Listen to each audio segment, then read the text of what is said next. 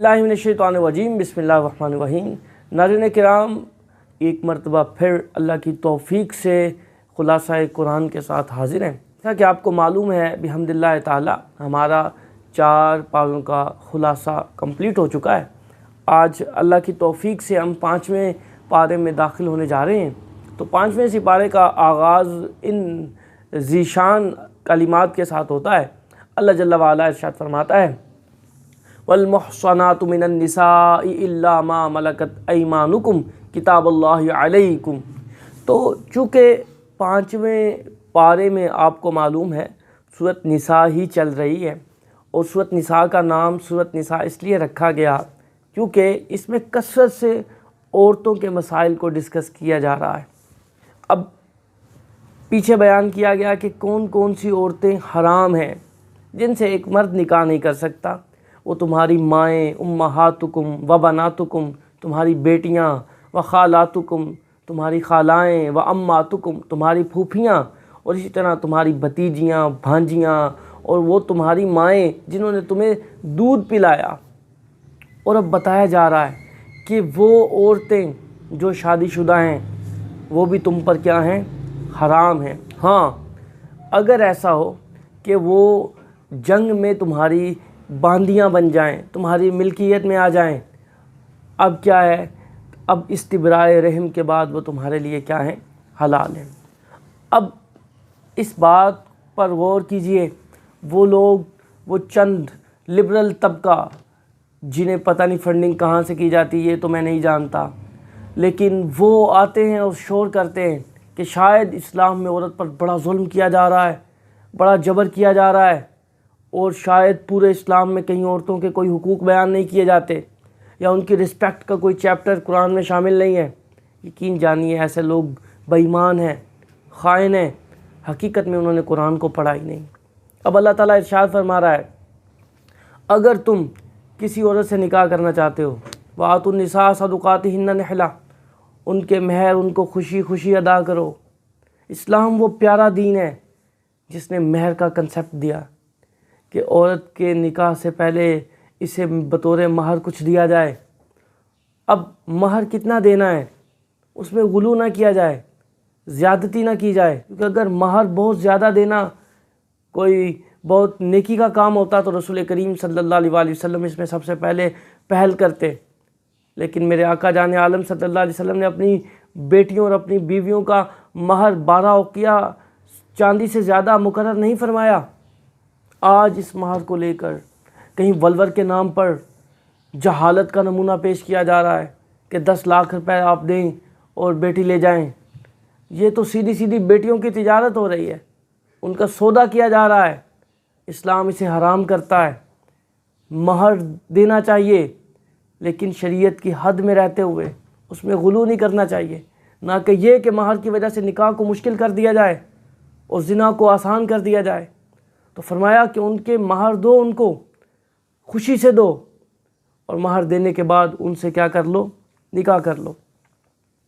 जब हम इस सिपारे का मज़ीद मुताला करते हैं तो अल्लाह ताला ये इरशाद फरमाता है, युरीदुल्लाहु अन युखफ़िफ़ अन्कुम व खुलिक़ल इंसानु दईफ़ा। अल्लाह तुम पर तखफ़ीफ़ चाहता है, वो तुम्हें ऐसे अहकामात का मुकल्लफ़ नहीं फरमाता जिसकी तुम इस्तिताअत नहीं रखते। तो ये आया मुबारका उस ब्लेम की और उस झूठे इल्ज़ाम की तरदीद करती है जो इस्लाम के साथ नत्थी कर दिया जाता है, मंसूब कर दिया जाता है। इस्लाम तो बहुत मुश्किल दीन है, मौलाना हम इस पर अमल नहीं कर सकते, आप जाएं इस पर अमल करें।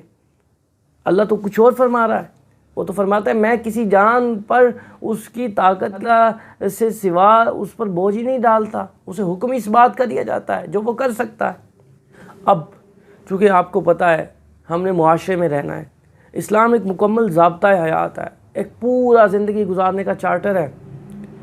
इस्लाम के मकासिद में से एक है हिफ्ज़ुल माल, लोगों की प्रॉपर्टी को प्रोटेक्ट करना। उसके लिए इस्लाम हमें क्या सिखाता है, फरमाया वला ताकुलू अम्वालकुम, माल ना खाओ बैनकुम बिल बातिल, बातिल तरीके से। अब वो बातिल तरीका क्या है कि ऐसे ही किसी के ऊपर तुमने इल्ज़ाम दायर कर दिया, दावा कर दिया कि इसने मेरा माल चुराया है, हालांकि वो माल उसका ज़ाती है। और दूसरा तरीका क्या है कि किसी مال کسی کے مال کو اپنی مرضی سے لے لیا اور اپنے من مانے دام دینے کے بعد کہا جی یہ میں نے دے دیا ہے، یہ تو میں نے خرید لیا ہے. نہیں، فرمایا کیسے کھاؤ، بلکہ فرمایا تجارتاً عن تراض منکم، تجارت کے ساتھ. اور تجارت کس کو کہتے ہیں؟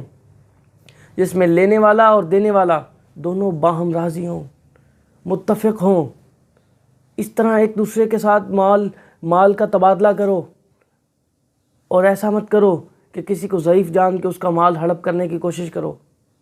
اگر تم ایسا کرو گے انہ کان حوبا کبیرہ، یہ بہت بڑا گناہ ہے، یہ اللہ کے ہاں اللہ کی بہت بڑی نافرمانی ہے.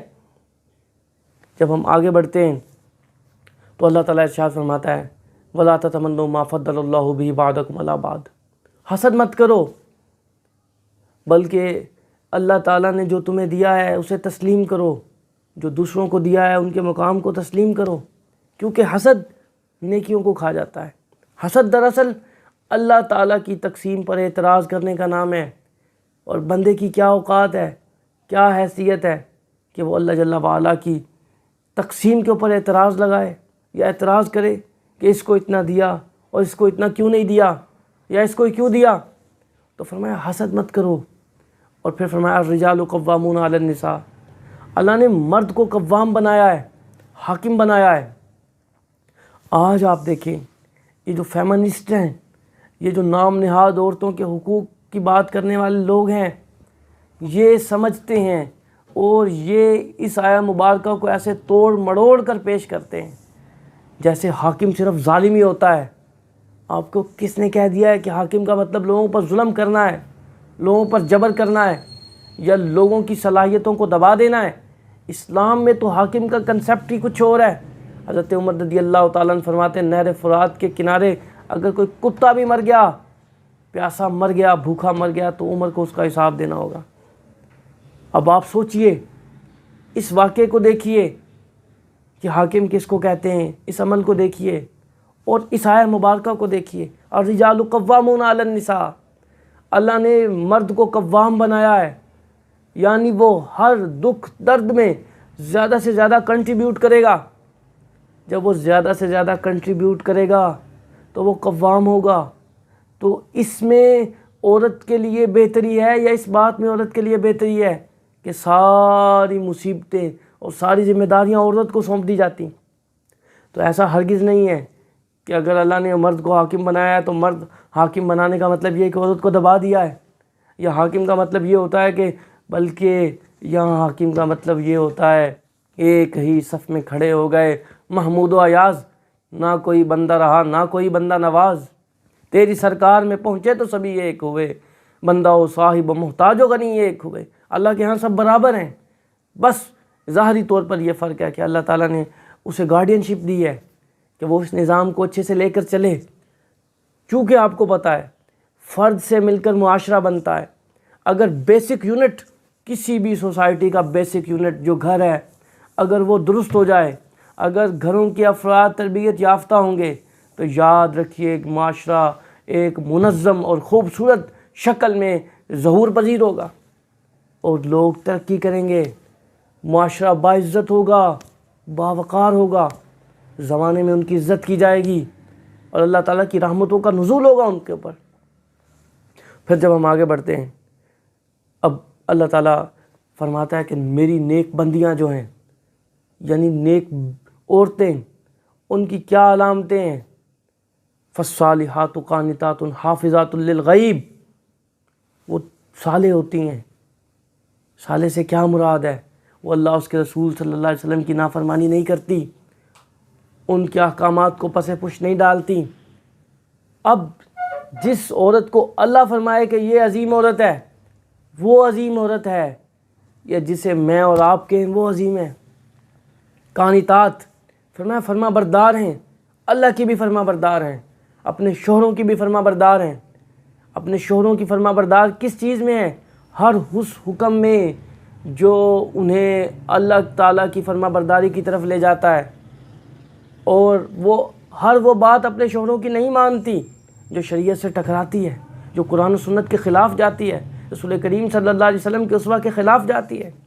اور جب ان کے شوہر گھروں میں نہیں ہوتے تو وہ گھروں کو گھر رکھتی ہیں، حسن رکھتی ہیں۔ نکاح کرو، میرے آقا صلی اللہ علیہ وسلم نے فرمایا نکاح کرو۔ جس نے میری سنت سے اعراض کیا، نکاح من سنتی فمن رغب عن سنتی فلیس منی، وہ مجھ سے نہیں ہے۔ تو نکاح کرنا ہے۔ نکاح وہ 4 دیواری ہے جس میں داخل ہونے کے بعد فرمایا انسان کا نصف ایمان محفوظ ہو جاتا ہے۔ تو نکاح یہ قلعہ ہے، یہ 4 دیواری ہے۔ اس 4 دیواری میں وہ ایمان والی ہیں کسی غیر محرم شخص کو اندر داخل نہیں ہونے دیتی، اور وہ اس 4 دیواری کی جو نکاح کی 4 دیواری ہے اس کی حرمت کو پامال نہیں کرتی، اس میں خیانت کی مرتکب نہیں ہوتی، اس کی سیکیورٹی میں کوئی ایسی چیز کا مظاہرہ نہیں کرتی کہ کوئی چور، کوئی خائن اندر داخل ہو سکے، بل فرمایا حافظات للغیب، وہ اچھے سے سیکیور کرنے والی ہوتی ہیں اس نکاح کے قلعے کو۔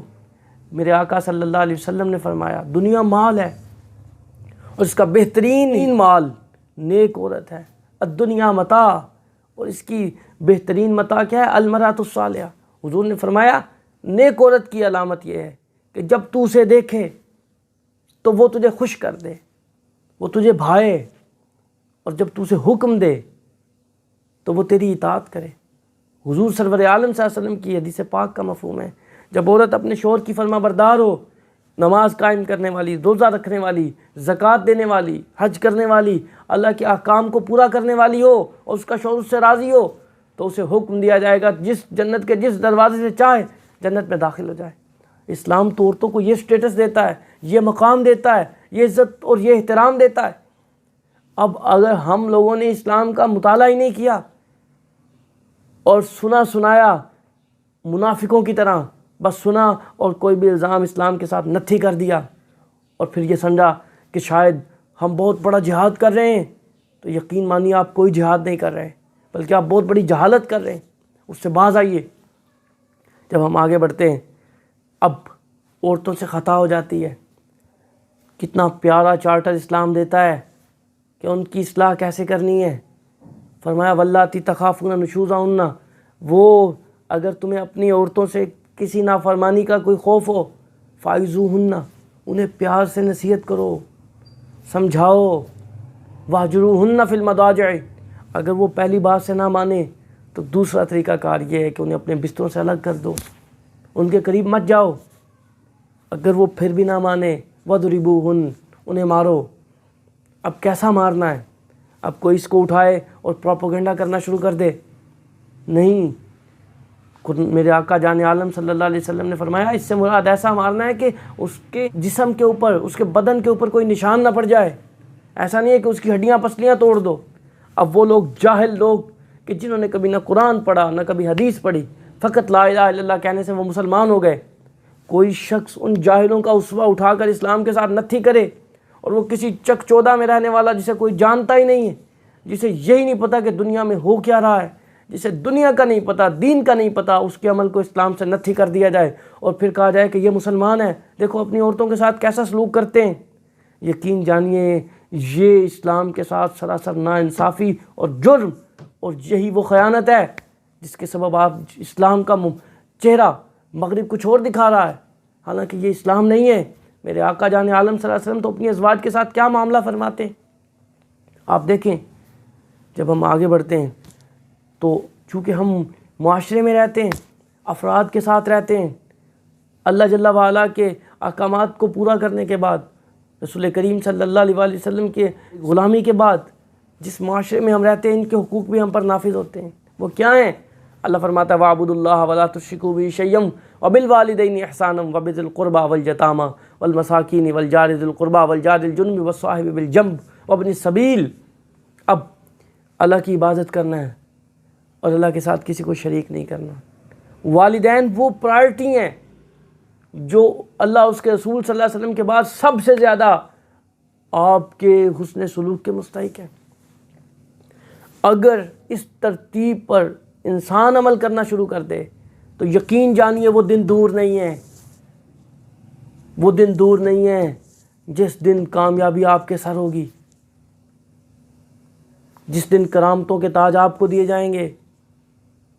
اور فرمایا وَبِذِي الْقُرْبَى، جو تمہارے قرابت دار ہیں، والدین کے بعد وہ لوگ جو والدین سے قریبی ہیں ان سے حسن سلوک کرو۔ वल यतामा के माल को मत खाओ, उनसे उसने सलूक से पेश आओ। मसाकीन, सोचिए जिस माशरे में उनकी भी रिस्पेक्ट की जाए जिनका कोई ना हो, और जिनको माशरे में बराबर के हुकूक हासिल हों, बावजूद इसके कि उनका कोई बैकग्राउंड ना हो, उनके आबा अगरचे दुनिया से जा चुके हों, उस मुआशरे से बेहतरीन मुआशरा ज़मीन पर कौन सा हो सकता है। पड़ोसियों के हुकूक का ख्याल रखना है। वल जारिल जुनुब, और पड़ोसी क्या है, हम लाइन में खड़े हैं, कतार में खड़े हैं, हमारे दाएं बाएं आगे पीछे लोग खड़े हैं, वो अगरचे आर्जी तौर पर हमारे साथ खड़े हैं लेकिन वो भी हमारे पड़ोसी हैं। हम पर लाजिम है उनके हुकूक में डाका ना मारें, अपने नंबर का इंतज़ार करें। वल जारिल जुनुब वस्साहिब बिल जंब वब्नि सबील, और मुसाफिरों के साथ एहसान करें। अब सोचें, जिस मुल्क में ट्रैवलिंग महफूज हो जाए और सफ़र करना ऐसा ही हो जाए जैसे बंदा अपने घर में है, महफूज हो, अमन हो, वो चोरी चकारी डकैती से महफूज हो और अच्छे तरीके से दूसरी जगह पर पहुंच जाए और वापस आए, बताइए उस मुल्क की इकानमी कहाँ जाएगी। हम पर लाजिम है अपनी ट्रैवलिंग को अच्छा कर लें, उन्हें बेहतर बनाएं। ये रोड्स हमारे रोड्स हैं, लेकिन पता नहीं हम ऐसे क्यों इस्तेमाल करते हैं जैसे ये किसी गैर की हों, और हम अपनी सरकारी अमलाक के साथ ऐसा रवैया क्यों रवा रखते हैं जैसे ये हमारे ना हो। ये मुल्क हमारा है, हमने इसकी कदर करनी है। अल्लाह ताला हमसे इसके मुतालिक सवाल करेगा। अल्लाह ताला ने इरशाद फरमाया, या अय्युहल्लज़ीना आमनू ला तक़रबुस्सलाता व अंतुम सुकारा हत्ता तालमू मा तक़ूलून।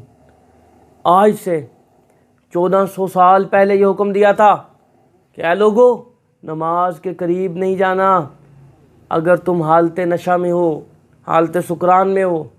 और हालत ये है कि आज भी हम इस हुक्म पर अमल पैरा होने में कासिर हैं। आपने देखा क्या फरमाया, नशे की हालत का क्या मतलब है, मा तक तुम जानते ही नहीं, हत्ता तालमू मा तक़ूलून, तुम क्या कह रहे हो।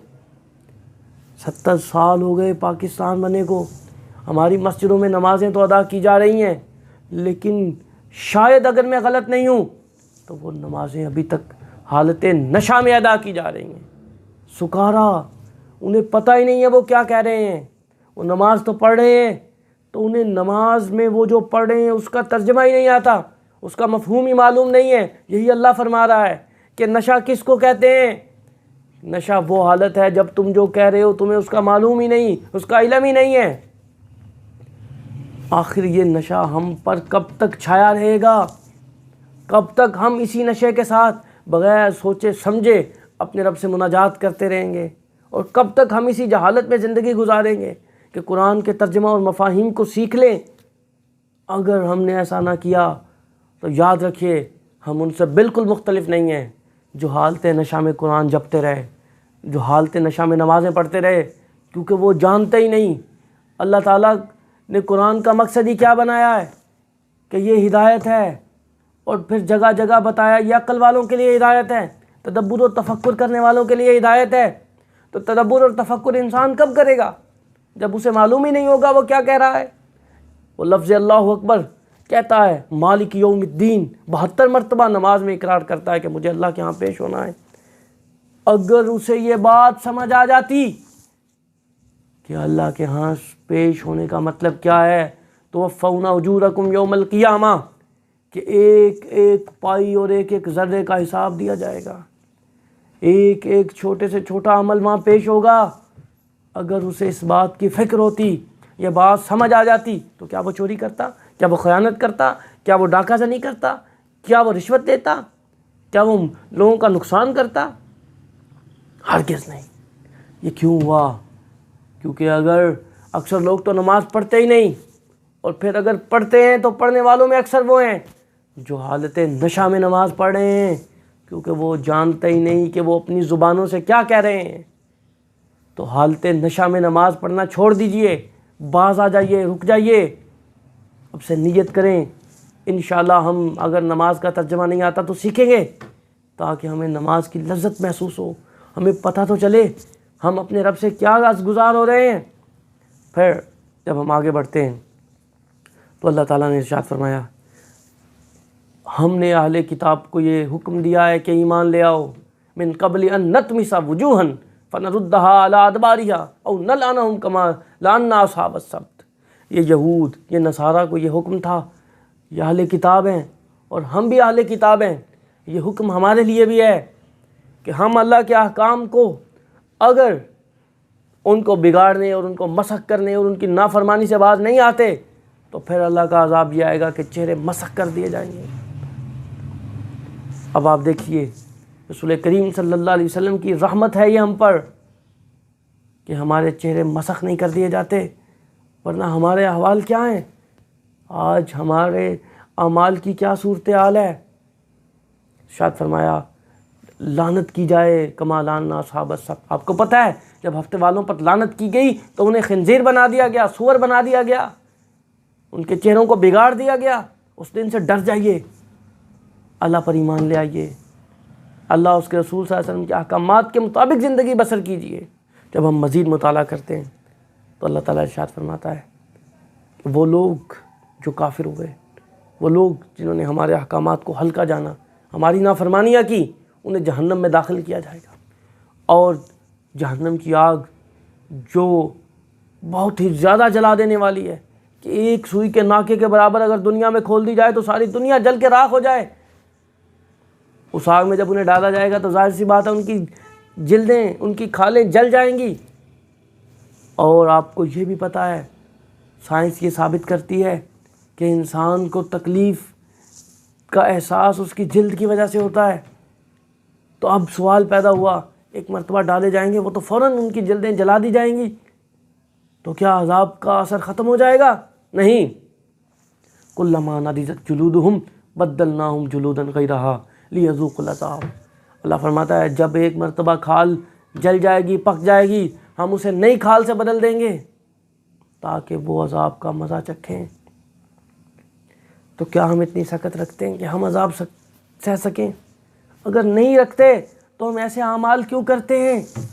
ہم ایسے کاموں کی طرف دوڑ دوڑ کے کیوں جاتے ہیں جو ہمیں اللہ کی ناراضگی کی طرف لے جانے والے ہیں، جو ہمیں اللہ کی رحمت سے محروم کر دینے والے ہیں؟ ہمیں چاہیے ہم اپنے احوال پر غور کریں، باز آ جائیں، رک جائیں، مزید مطالعہ کرتے ہیں تو وہ آیت جس کا اللہ نے ہمیں حکم دیا تھا، کاش ہم نے اس پر عمل کیا ہوتا۔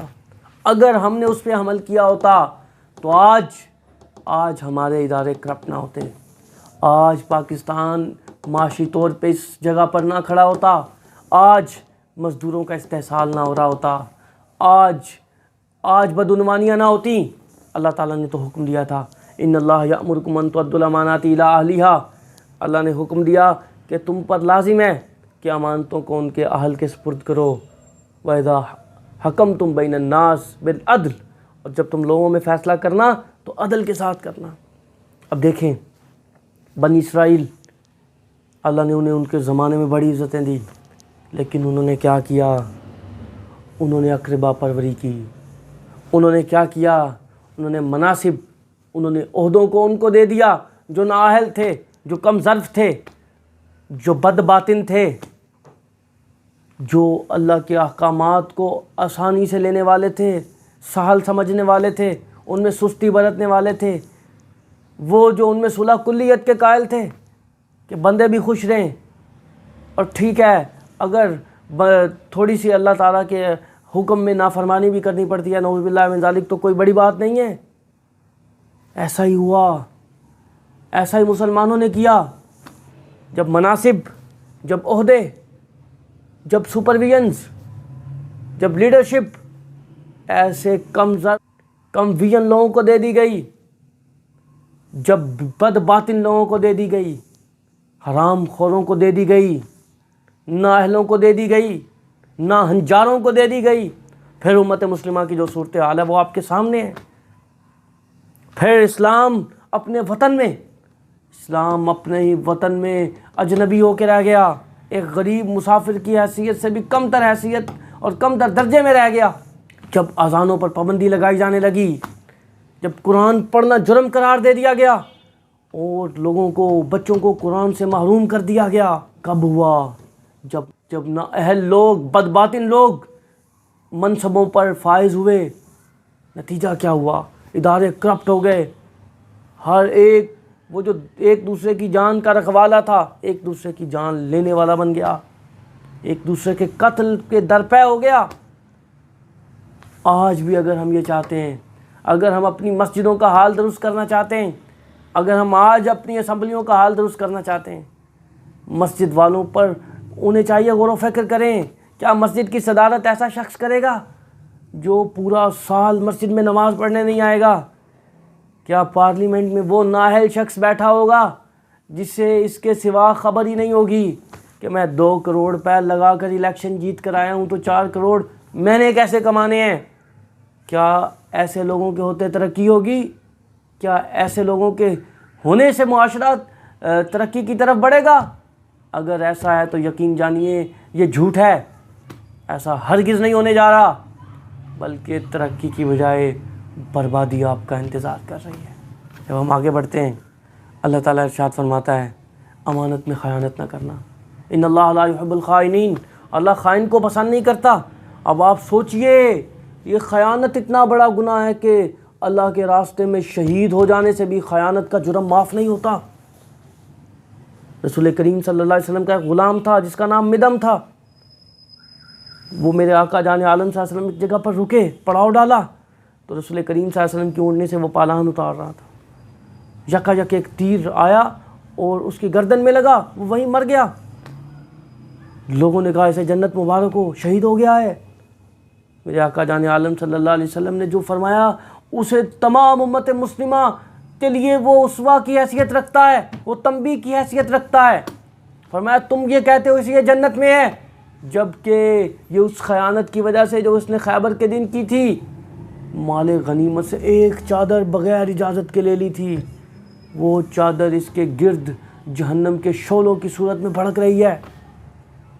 یہ ہے وہ بات جس کا حکم اللہ نے دیا تھا، نااہلوں کو حاکم مت بنانا، انہیں اپنا قائد تسلیم نہ کرنا، انہیں اپنا پیر نہ ماننا۔ ان تؤدوا الامانات الی اہلھا۔ سوچئے جب کوئی قوم اللہ کی مبغوض ہو جائے گی، اللہ کی رحمت سے دور ہو جائے گی، وہ کیسے کامیاب ہو سکتی ہے؟ وہ کبھی کامیاب نہیں ہو سکتی۔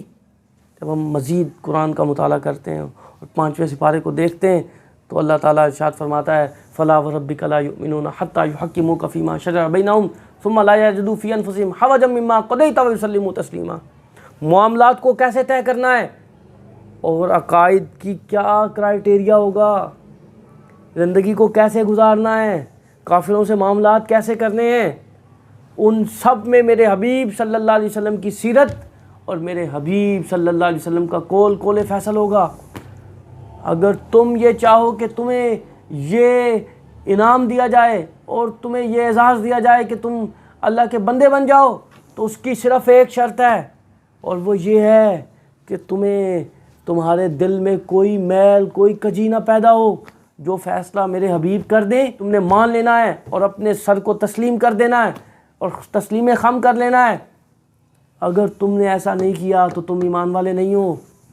ثم لا یجدوا فی انفسہم حرج، رسول کریم صلی اللہ علیہ وسلم نے جیسے بتایا ہے کہ بیٹیوں کے ساتھ جو رویہ روا رکھنا ہے وہی رکھا جائے گا، حضور صلی اللہ علیہ وسلم نے جو حکم دیا ہے والدین کے ساتھ کیسے پیش آنا ہے ویسے ہی آیا جائے گا، اور رسول کریم صلی اللہ علیہ وسلم نے جو ذمہ کے حقوق دیے ہیں، جو اقلیتوں کے حقوق دیے ہیں، انہیں ویسے ہی تسلیم کرنا ہوگا، ان سے پیچھے نہیں ہٹنا ہوگا، اور دل میں کوئی کمی کوئی میل نہیں محسوس کرنی ہوگی کہ شاید یہ بات تو میری سمجھ میں نہیں آ رہی۔ آپ کی اور میری سمجھ بہت چھوٹی ہے، اگر آپ کی اور میری سمجھ کے مطابق دنیا چلتی ہوتی تو شاید یہ گلیکسیز، یہ سورج اور چاند ستاروں کا آنا جانا ایسے وجود میں نہ ہوتا۔ جب ہم مزید مطالعہ کرتے ہیں تو ارشاد فرمایا منافقین ان کی علامتیں کیا ہیں؟ وہ رسول کریم صلی اللہ علیہ وسلم کے سفیر ہونے کا دعویٰ کرتے ہیں، سفیر ختم نبوت ہونے کا دعویٰ کرتے ہیں، لیکن وہ فیصلے یورپی یونین سے کروانا چاہتے ہیں، وہ فیصلے روس اور فرانس سے کروانا چاہتے ہیں، اور ذاتی معاملات میں انہیں اپنا خدا تسلیم کرتے ہیں۔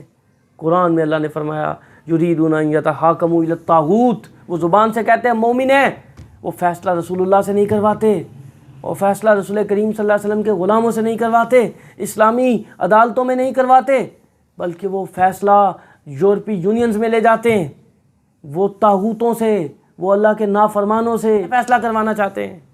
اور پھر فرمایا ان کی ایک علامت یہ ہے کہ وہ جب انہیں بلایا جائے کہ رسول اللہ صلی اللہ علیہ وسلم کی طرف آؤ تو وہ سر مارتے ہیں کہ ہمیں اللہ کافی ہے، جبکہ اللہ یہ فرماتا ہے کہ میری بندگی کا کرائٹیریا اور شرط یہ ہے کہ تمہیں میرے حبیب کی غلامی کرنی ہوگی۔ وہ کوئی بھی ہے، کسی نسل سے، کسی خاندان سے تعلق رکھتا ہے، وہ اجمی ہو، وہ عربی ہو، وہ جو بھی ہو، وہ کالا ہو، وہ گورا ہو، وہ نیلا ہو، وہ پیلا ہو، کرائٹیریا ایک ہی ہے کہ محمد کی غلامی کرنا ہوگی۔ جب ہم آگے بڑھتے ہیں تو اللہ تعالیٰ ان کا ذکر فرماتا ہے جو اس کے انعام یافتہ لوگ ہیں۔ وہ کون ہیں؟ من النبیین، سب سے پہلے پوری مخلوق میں وہ لوگ جو سب سے افضل ہیں وہ کون ہیں؟ انبیاء ہیں۔ آج ہم افضل ہونا چاہتے ہیں، لیکن سوال یہ پیدا ہوتا ہے کتنے انبیاء ایسے ہیں جن کی سیرتیں ہم نے سیکھی ہیں، اپنی بچوں کو، اپنی اولادوں کو سکھائی ہیں کہ یہ کریکٹرز ہیں جو اللہ کے ہاں بہت عظمت والے ہیں، ان کریکٹرز کو ہم نے فالو کرنا ہے، ان کریکٹرز کے مطابق زندگی بسر کرنی ہے۔ اور پھر فرمایا والصدیقین، ہم نے اپنی اولادوں کو کتنی ایسی بکس پڑھائی ہیں جن میں سچ بولنے والوں کے واقعات لکھے تھے، جن میں حق کے ساتھ کھڑے ہونے والوں کے واقعات درج تھے کہ بیٹا دیکھو یہ حسین بن علی کو دیکھو، یہ ہے رول ماڈل حق کا، اگرچہ ظاہری طور پر لوگ یہ سمجھے کہ اسباب نہیں ہے تو تمہیں کاٹ دیا جائے گا، لیکن کٹنے کے بعد بھی حق بلند ہوگا۔ تو ہمیں اس بات پہ غور و فکر کرنا ہے، اگر ہم یہ چاہتے ہیں کہ ہم اچھے انسان بن جائیں تو ہم پر لازم ہے انبیاء، صدیقین اور شہداء۔ ہم نے اپنی اولادوں کو کتنے ایسے لوگوں کی داستان اور سیرت سکھائی یا بتلائی یا پڑھائی ہے کہ جو حق کے لیے مر گئے، کیونکہ جو حق کے لیے مر جاتے ہیں وہ دائمی اور امر ہو جاتے ہیں۔ یہ میں نہیں کہہ رہا، اللہ فرما رہا ہے وہ مرتے نہیں، وَلَا تَحْسَبَنَّ الَّذِينَ قُتِلُوا فِي سَبِيلِ اللَّهِ أَمْوَاتًا، ہمارے راستے میں قتل کیے جانے والوں کو مردہ گمان مت کرو۔ ارے جاننا ماننا تو بہت دور کی بات ہوتی ہے، سب سے پہلی اور بنیادی چیز کسی بھی چیز کا، کسی بھی بات کا دل میں خیال آنا ہوتا ہے۔ اللہ نے تو اس خیال سے بھی منع کر دیا ہے کہ یہ خیال ہرگز تمہارے دماغوں میں نہ آئے، اور ہرگز انہیں مردہ گمان مت کرنا، وہ زندہ ہیں، تمہیں اس کا شعور نہیں ہے۔ وَحَسُنَ أُولَٰئِكَ رَفِیقًا، اور جس نے انبیاء کی سیرت کو اپنا دوست بنایا، انبیاء کی سیرتوں کو اپنے لیے خاص کر لیا، صدیقین کی سیرت، اپنی سیرت کو صدیقین کی سیرت میں ڈھال لیا، ان کے کریکٹر کو اپنے لیے اسوہ بنایا، اور شہداء کی سیرتوں کو پڑھا اور ان کے مطابق زندگی گزاری، اور صالحین کی صحبت اور سنگت اختیار کی۔ اللہ فرماتا ہے یہ شخص دیکھو اس کے ساتھی کتنے خوبصورت ہیں، اس کی سنگت کتنی خوبصورت ہے، اس کی کمپنی کتنی خوبصورت ہے۔ ذالک الفضل من اللہ، اور جسے یہ مل جائے اس پر اللہ کا فضل ہوتا ہے۔ جب ہم مزید مطالعہ کرتے ہیں، دیکھیے اسلام ہمیں کیا سکھاتا ہے، خذوا حذرکم فانفروا ثبات او انفروا جمیعا ولیأخذوا حذرهم واصلیتهم، اگرچہ تم حالت نماز میں ہو تم پر یہ لازم ہے اپنا دفاع مضبوط رکھو، بار بار تلقین کی جا رہی ہے خذوا حذرکم، اگرچہ تم اکیلے ہو، اگرچہ تم گروہ در گروہ نکل رہے ہو، اپنے آلات کو، اپنے اسلحہ جات کو ہمیشہ اپنے ساتھ رکھو، اپنی دفاعی پوزیشن کو مضبوط رکھو۔ اب یہ اسلام ہے، یہ تلقین اسلام ہے۔ اب آئیے ہمارا عمل کیا ہے؟ نہ قرآن سیکھا، نہ حدیث سیکھی، نہ سائنس کو پڑھا، اور سارا بلیم اٹھا کر مسلمان ہونے کو دے دیا، چونکہ میں مسلمان ہوں اس لیے مجھے کچھ نہیں آتا۔ ارے بھائی، اسلام نے تمہیں کب روکا تھا کہ تم اپنی دفاعی پوزیشن کو مضبوط نہ کرو؟ اسلام نے تمہیں کب روکا کہ تم کوئی انوینشن نہ کرو، کوئی ایجاد نہ کرو، کوئی ڈسکوری نہ کرو؟ یہ تو تمہاری وہ آرام طلبی کی صورت ہے کہ تم یہ چاہتے ہو کہ جو بھی دنیا پروڈیوس کر رہی ہے میں صرف اسے استعمال کروں، خرچ کروں، میں دنیا میں کچھ کسی کو نہ دوں، نفع خور رہوں، نفع بخش نہ بنوں۔ یہ تو آپ کا اور ہمارا ذاتی قصور ہے، نہ کہ یہ اسلام کا قصور ہے۔ تو میں اس مسکنسیپشن کو دور کرنا چاہتا ہوں، یہ جو ظلم، یہ جو جہالت اسلام کے ساتھ نتھی کر دی جاتی ہے، خدا را اللہ سے ڈر جائیے، خوف کیجئے، یہ خدا کا دیا ہوا ضابطۂ حیات ہے، نظام ہے، اس میں بہتان ماننا، فمن افترى علی اللہ الکذب من بعد ذلک فاولئک هم الظالمون، جو اللہ پر بہتان مان دے وہ ظالم ہے۔ اور ظالم کیا سمجھتا ہے کہ وہ اللہ سے بچ جائے گا؟ اللہ بہترین انتقام لینے والا ہے۔ جب ہم مزید بڑھتے ہیں، اللہ فرماتا ہے ما اصابک من حسنۃ فمن اللہ وما اصابک من سیئۃ فمن نفسک۔ اب یہ جو مشرکین تھے ان کی صورتحال کیا تھی؟ انہیں کوئی خیر پہنچتی تو کہتے یہ اللہ نے دی ہے، اگر کوئی شر پہنچتا تو وہ کبھی کہتے یہ موسیٰ کے سبب تو ہمیں تکلیف پہنچی ہے، کبھی وہ کہتے یہ عیسیٰ کے سبب ہم مصیبت میں پڑ گئے ہیں، کبھی وہ کہتے کہ رسول کریم صلی اللہ علیہ وسلم کے طفیل ہم پر یہ مصیبت آ گئی ہے۔ اللہ فرماتا ہے اگر کوئی نیکی پہنچے تو یہ اللہ کی طرف سے ہے، اور اگر کوئی برائی پہنچے یہ تمہارے اپنے کرتوت ہیں۔ دیکھیں یہ دن اپنے ہی ہاتھوں کی بدولت، سچ ہے کہ برے کام کا انجام برا ہے۔ ایسا ہی کیا لوگوں نے، کوئی خیر پہنچی تو یہ تو میں نے خود کر لیا ہے، اور مولانا صاحب نے تمہارا ٹھیکہ لیا ہوا ہے، مولانا صاحب ٹھیک نہیں ہے اس لیے ہم ٹھیک نہیں ہیں، مولانا نے اپنی قبر میں جانا ہے، تم نے اپنی قبر میں جانا ہے، اپنا حساب کرو، اپنے متعلق سوچو۔ اگر مولانا نے نہیں سکھایا تو تم نے کب سیکھا ہے؟ اور مولانا کب اس بات کا مکلف ہے کہ تمہیں سکھائے؟ اسلام جتنا مولانا کا ہے اتنا ہی تمہارا ہے، جتنا اس نے حساب دینا ہے تم نے بھی دینا ہے۔ اس لیے اپنے کوتکوں کو اور اپنی غلط فہمیوں اور اپنی کج فہمیوں اور اپنی سستیوں کو کسی دوسرے پر ڈال کر یہ سمجھنا کہ میں بہت چالاک پنے کا مظاہرہ کر رہا ہوں اور اپنے آپ کی برات کا اعلان کر رہا ہوں، دیکھو یہ سب فلاں نے کیا ہے۔ اور بھائی فلاں نے آپ کے ساتھ تو نہیں کیا، اس نے تو اپنے ساتھ کیا تھا، آپ نے اپنے ساتھ کیوں کیا ہے؟ اس کا جواب کون دے گا؟ جب ہم مزید پڑھتے ہیں تو اللہ تعالیٰ ارشاد فرماتا ہے من یشفع شفاعۃ حسنۃ یکن لہ نصیب منہا۔ اچھی سفارش کرنی چاہیے، بالکل کرنی چاہیے۔ اگر کسی اہل شخص کو آپ کی سفارش کے سبب کوئی اچھا عہدہ یا منصب مل جاتا ہے جس سے لوگوں کو نفع ہونے والا ہے تو یہ آپ یقین جانیے آپ نیکی کا کام کر رہے ہیں۔ رسول کریم صلی اللہ علیہ وسلم کے پاس ایک شخص جائز سفارش لے کے آیا، حضور صلی اللہ علیہ وسلم نے فرمایا، اس کی بات سننے کے بعد فرمایا اے میرے صحابہ اپنے اس بھائی کی مجھ سے سفارش کرو۔ یہ کیوں ایسا کیا؟ ہمارے سکھانے کے لیے، ہمیں بتانے کے لیے کہ اگر کہیں کوئی درست آدمی ہے ہم پر لازم ہے اس کو ریکمینڈ کریں، صرف اس لیے نہیں کہ میرا ذاتی مفاد دب جائے گا، قوم کو غرق کر دیا جائے۔ اگر ایسا آپ نے سیلفشنس کا مظاہرہ کیا اور خود غرضی کا مظاہرہ کیا تو آپ مت بھولیے کہ اللہ کے ہاں پیش ہونا ہے، حساب ہوگا، حساب ہوگا۔ تو ارشاد فرمایا نیک کام میں سفارش کرو۔ ہاں جو کسی برے کام میں سفارش کرے، جیسے کسی نااہل کو لگوائے، نااہل سفارش کرے تو پھر وہ اس کے گناہ کا، اس کی برائی کا اتنا ہی حصے دار ہے جتنا وہ نیکی کا حصے دار تھا۔ فرمایا وَلَا تَقُولُوا لِمَنْ أَلْقَىٰ إِلَيْكُمُ السَّلَامَ لَسْتَ مُؤْمِنًا تَبْتَغُونَ عَرَضَ الْحَيَاةِ الدُّنْيَا۔ یہ دنیا کا مال جمع کرنے کے لیے لوگوں کو کافر کافر مت الاپتے پھرو، جس کو دیکھا اسے کافر قرار دے دیا۔ کیوں؟ کیونکہ آپ کا مفاد پورا نہیں ہو رہا تھا، آپ کے مفاد سے ٹکرا رہا تھا۔ یاد رکھیے جب قوم کے لیڈر جھوٹ میں مبتلا ہو جاتے ہیں اور بیٹھ کر یہ انٹرویوز دیتے ہیں، کیا کریں ہم مجبور ہیں۔ سیاست اس چیز کا نام ہے کہ کوئی صحیح بھی کرے تو اسے غلط کہنا ہے۔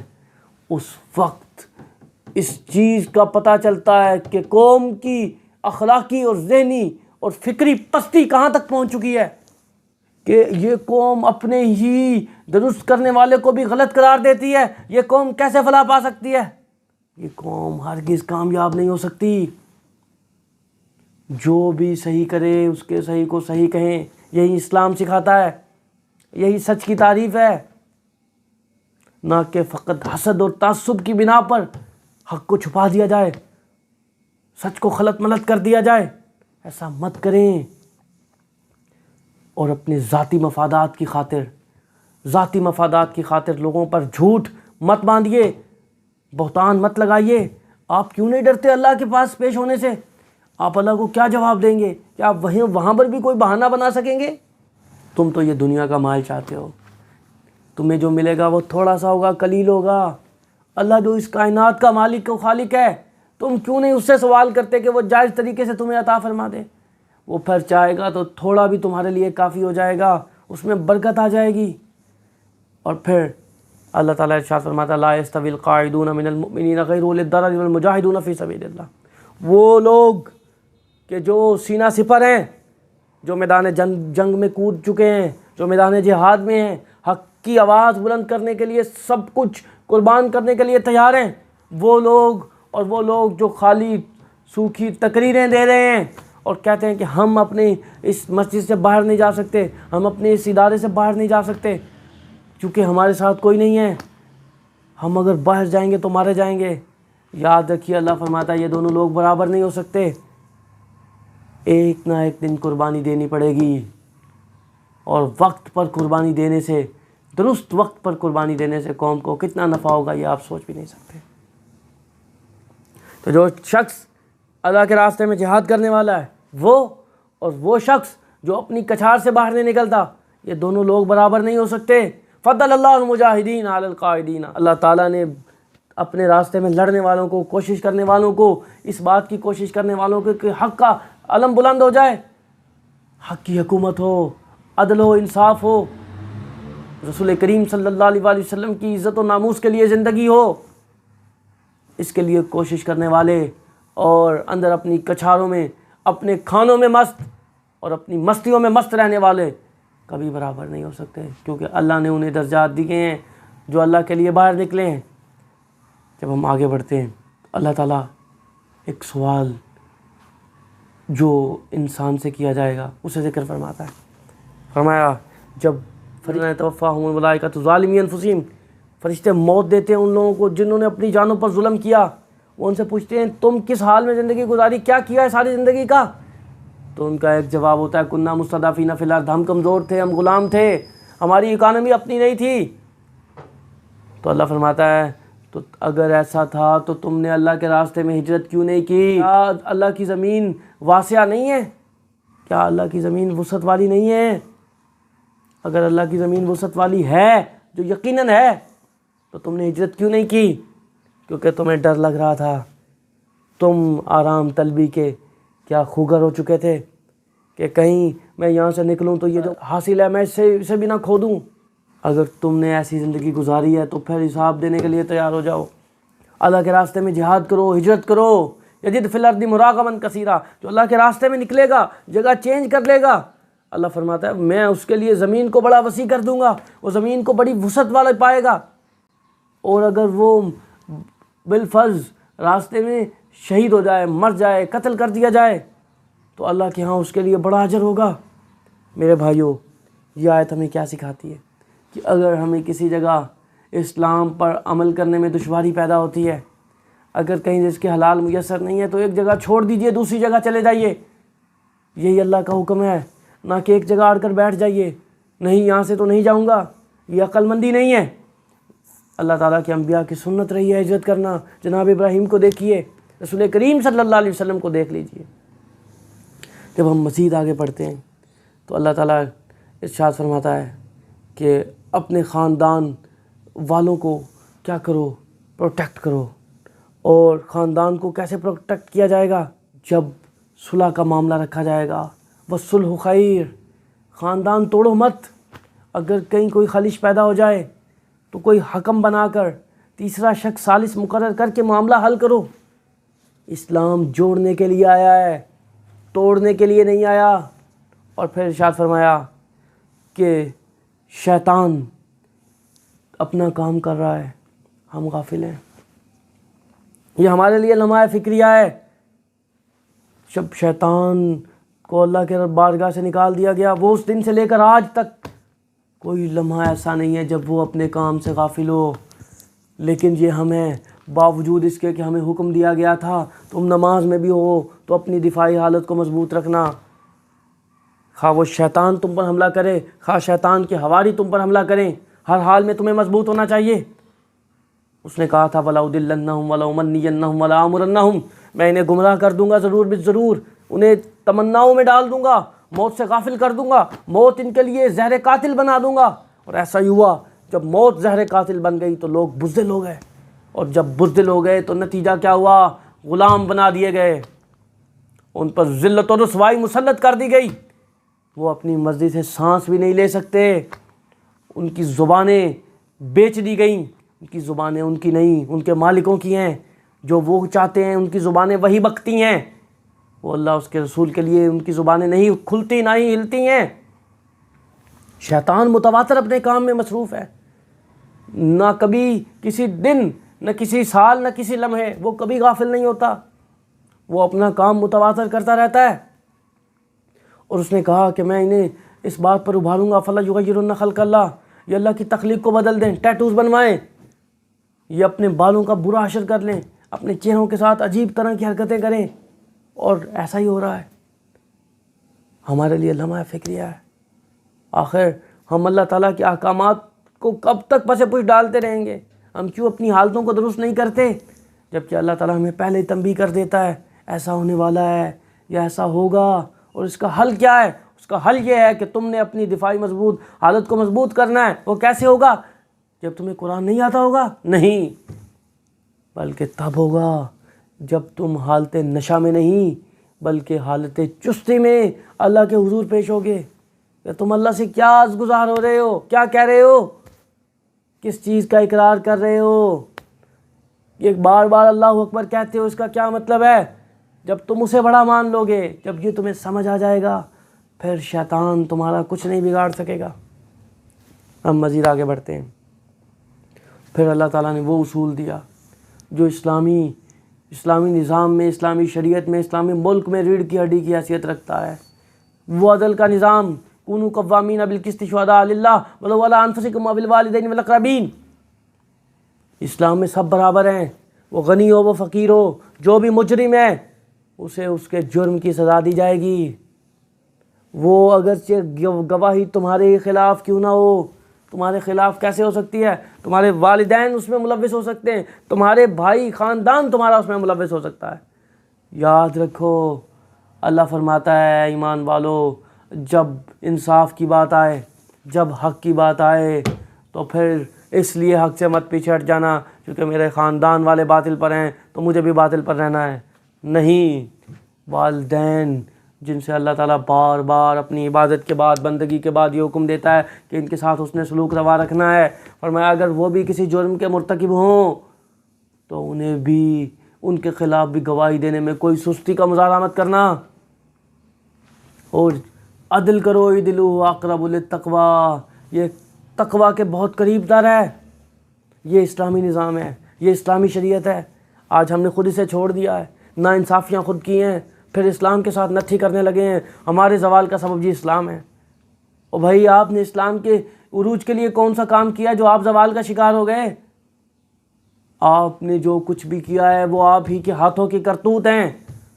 اور یاد رکھیے، یہ غلط سٹیٹمنٹس دینے کے بعد اور یہ جھوٹے الزام لگانے کے بعد آپ اپنے جرم سے ہرگز بری نہیں ہو سکتے۔